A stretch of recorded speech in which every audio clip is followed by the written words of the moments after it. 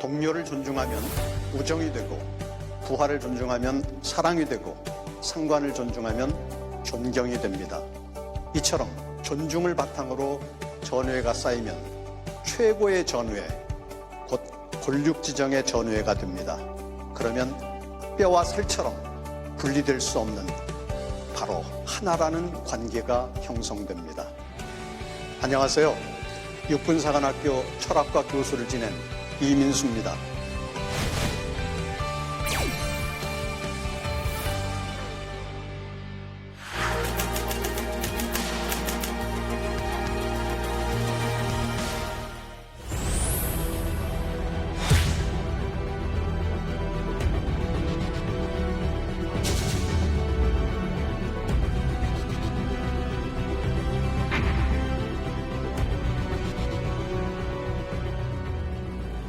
이기는 군대는 강한 정신력으로 무장한 군대입니다. 전력이 열세함에도 오직 군인 정신만으로 싸워 승리를 이끈 많은 사례가 있습니다. 특히 상호 존중을 바탕으로 한 전우회는 군인 정신의 핵심 요소입니다. 오늘은 이기는 군대와 참군인의 자세로서 가장 중요한 전우회에 대해 알아보겠습니다.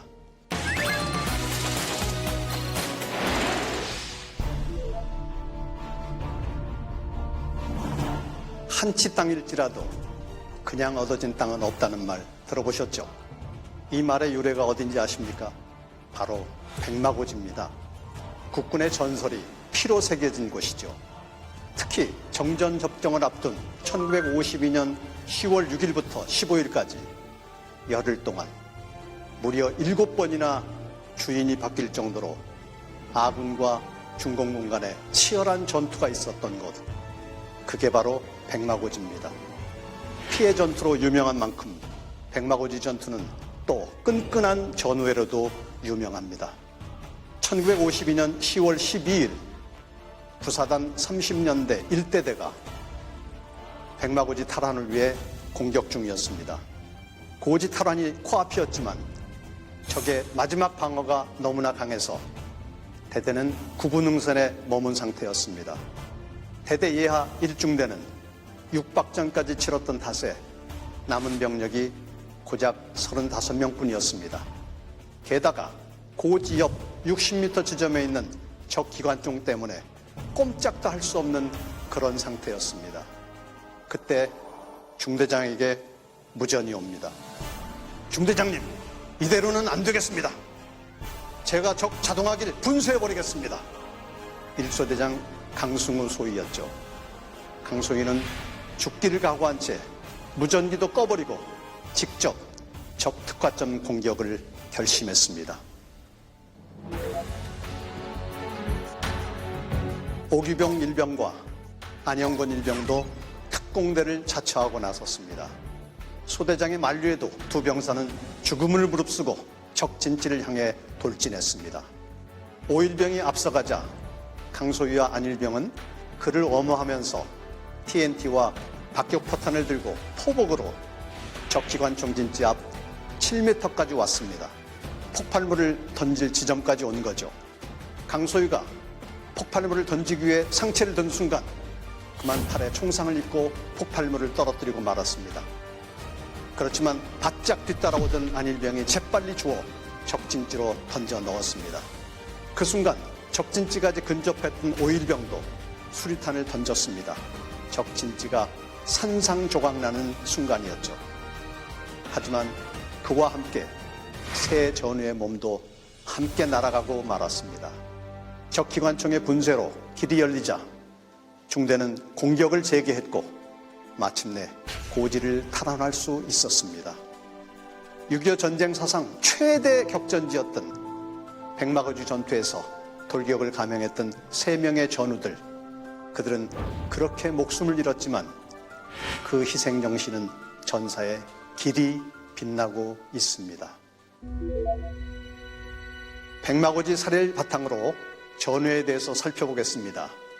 혹시 체화란 말 들어본 적 있습니까? 체화란 몸에 배어 내 것이 된 걸 말합니다. 내 몸에 배었으니까 언제든지 행동이 될 수 있는 거죠. 앞서 든 예로 보면 강승우, 오규봉, 안영권은 전우회가 체화된 상태라 할 수 있습니다. 소대장이 위험에 빠진 절체절명의 순간 전우회가 행동으로 나타난 거죠. 충성이나 용기 같은 군인 정신의 바탕은 전우회고 체화된 전우회는 언제든 행동으로 나타난다는 겁니다. 전투 상황에서 전우회가 발휘되기 위해선 반드시 체화돼야 합니다. 그렇다면 전우회가 체화되는 방법이 뭘까요? 그 첫째는 존중입니다. 무엇보다 먼저 나 스스로를 존중하는 게 중요합니다. 내가 나를 존중하지 않으면 누구도 날 존중해주지 않습니다.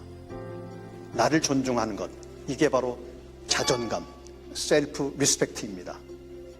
그리고 내가 날 소중하게 여긴다면 똑같은 논리로 다른 사람도 소중하게 여겨야 합니다.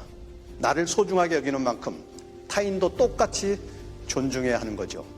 그래서 동료를 존중하면 우정이 되고, 부하를 존중하면 사랑이 되고, 상관을 존중하면 존경이 됩니다.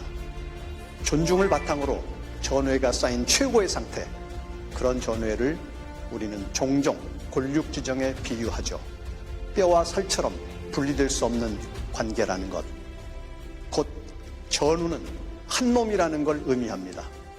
강승우, 오규봉, 안명권이 그랬습니다.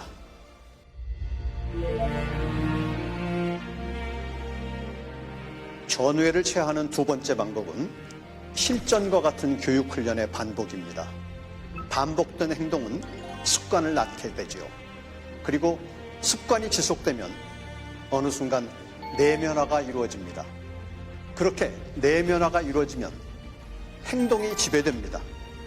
그게 체화예요. 그러니까 실전적 교육훈련을 반복하면은 훈련 습관이 들게 되고, 훈련 습관이 들었어도 지속하게 되면 교육훈련 자체가 체화가 돼서 이젠 교육훈련을 하지 않으면 안 되는 상태가 되는 겁니다. 강한 군대로 거듭나게 되는 이유죠. 이렇듯 전우회와 교육훈련의 체화가 이루어지면 최강의 부대가 될 수밖에 없고, 이게 바로 이기는 군대의 특징입니다. 참군인은 투철한 군인 정신과 탁월한 전투력으로 무장한 군인이고, 그 바탕엔 골육지정의 전우회와 실전적 교육훈련이 자리하고 있는 겁니다.